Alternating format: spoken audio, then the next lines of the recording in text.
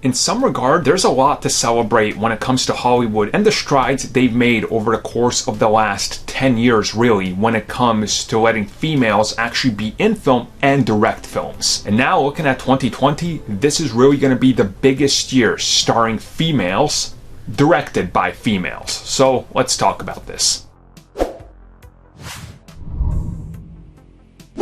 So like I said when I opened this video, it was a weird scenario, just about a decade ago. Films wouldn't even put women as stars of the films because it was guaranteed box office failure. Now obviously this decade, we've seen a huge change to this. With the likes of Wonder Woman and Captain Marvel really paving the way for everything. When it comes to women starring in big blockbusters, we're here now. And now means we're close to 2020. Where we have 4 comic book films directed by females. This of course includes Birds of Prey, Black Widow, Wonder Woman 84, and The Eternals. Now that's not it. There's also other films outside of comic books that are also being directed by females. And this tells you how far it's come. And honestly, it's kind of refreshing to see. I'm not saying this as anything that should be taken, oh, he's been kind of championing for this. But honestly, more voices that are female in Hollywood is always great because it gives us a different perspective and it gives us a bigger look into how the culture is evolving in a better direction. And to me, this is really important because I want to see, more female-driven content going forward. Because if a decade ago, let's say, you were to tell people that there was gonna be, within a couple of years, multiple Wonder Woman movies, multiple Captain Marvel movies, a Black Widow movie, Birds of Prey, a Harley Quinn trilogy in development, and so much more, they would have looked at you just as crazy as they looked at you when they said that the Avengers was going to be a big thing. Nobody believed this, but that's where we are now. And honestly, I'm just really excited that this is a thing because it gives me hope that we're maybe going to get to that point where it's not just the big names and the big characters like Wonder Woman and Captain Marvel having those franchises, that these are going to trickle down like the MCU and DCEU did and give us some lesser known characters that are also directed and starring females. And I mean, if you just look at the TV landscape of it, that's been a huge change pretty much in the last 20 years. So it's a slow development to bring them to the films, but now it's actually welcome. And I think most fans are at least welcoming it now, or at least the rational ones.